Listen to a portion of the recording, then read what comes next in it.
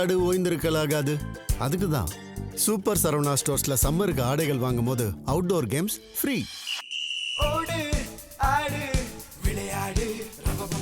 Super Saravana stores summer கோடையை கொண்டாடலாம். Senthil Balaji SP Velumani திடீர் சந்திப்பு. எதிரிகளின் 30 நிமிடம் சந்திப்பு.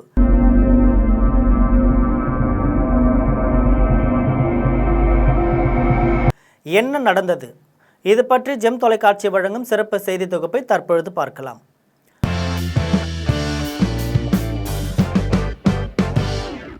எதிரும் புதிருமாக இருந்து வந்த திமுக முன்னாள் அமைச்சர் செந்தில் பாலாஜியும் அதிமுக முன்னாள் அமைச்சர் எஸ்பி வேலுமணியும் நேற்று சட்டசபை வளாகத்தில் சந்தித்து நீண்ட நேரம் ஆலோசனை நடத்தியிருப்பது பரபரப்பை ஏற்படுத்தியிருக்கு.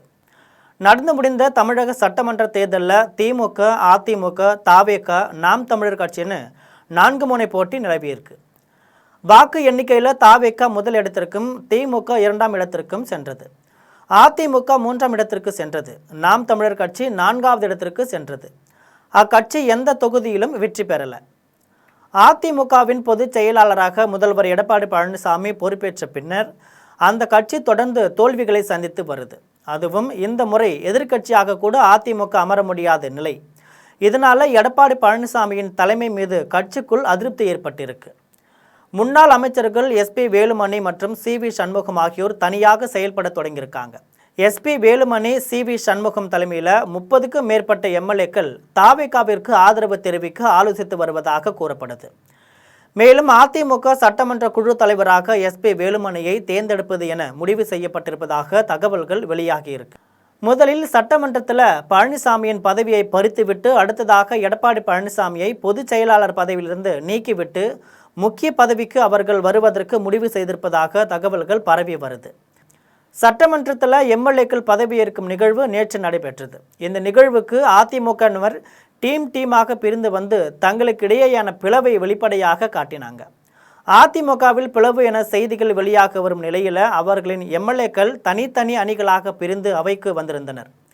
அதிமுக பிளவை மேலும் உறுதிப்படுத்தும் விதமாக நேற்று சட்டசபையில் எடப்பாடி பழனிசாமி உறுதிமொழி எடுத்த போது சிலர் மட்டுமே மேஜையை தட்டிய நிலையில் எடப்பாடி கே பழனிசாமி என்னும் நான் சட்ட முறைப்படி நிறுவப்பெற்றுள்ள இந்திய அரசமைப்பு சட்டத்தில் உண்மையான நம்பிக்கையும் பற்றுறுதியும் கொண்டிருப்பேன் என்றும் இந்திய நாட்டின் இறையாண்மையும் ஒருமைப்பாட்டையும் நிலைநிறுத்துவேன் என்றும் நான் மேற்கொள்ள இருக்கும் கடமையை நேர்மையுடன் நிறைவேற்றுவேன் என்றும் கடவுளிய உறுதி கூறுகின்றேன். எஸ்பி வேலுமணி உறுதிமொழி எடுத்த போது பலர் மேஜையை தட்டி உற்சாகமாக வரவேற்றனர். மாண்புமிகு திரு எஸ்பி வேலுமணி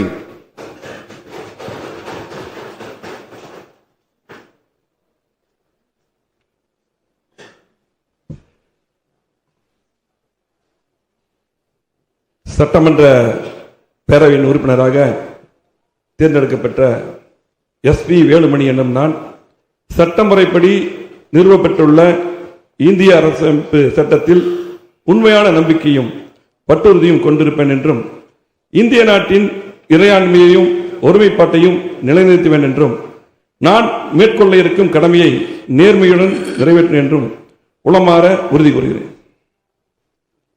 இந்த நிலையில் சட்டசபை நிகழ்வுகள் முடிந்த பிறகு சட்டப்பேரவை வளாகத்தில் முன்னாள் அமைச்சர்கள் எஸ்பி வேலுமணி, செந்தில் பாலாஜி சுமார் 30 நிமிடங்கள் பேசியிருக்காங்க.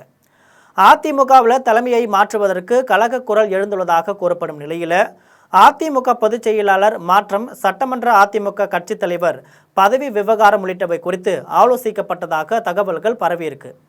அதிமுகவில் பூகம்பம் வெடித்து வரும் நிலையில் சட்டசபை வளாகத்தில் எதிரும் புதிருமாக இருந்து வந்த திமுக முன்னாள் அமைச்சர் செந்தில் பாலாஜியும் அதிமுக முன்னாள் அமைச்சர் எஸ்பி வேலுமணியும் சந்தித்து நீண்ட நேரம் ஆலோசனை நடத்தியிருப்பது பரபரப்பை ஏற்படுத்தியிருக்கு. இது போன்ற செய்திகளை தெரிந்து கொள்ள தொடர்ந்து ஜெம் தொலைக்காட்சியுடன் இணைந்திருங்கள். நன்றி, வணக்கம்.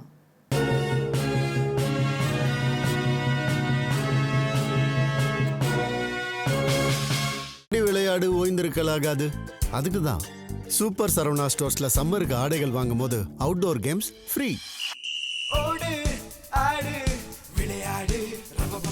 சூப்பர் சரவணா ஸ்டோர்ஸ் சம்மர் கோடையை கொண்டாடலாம்.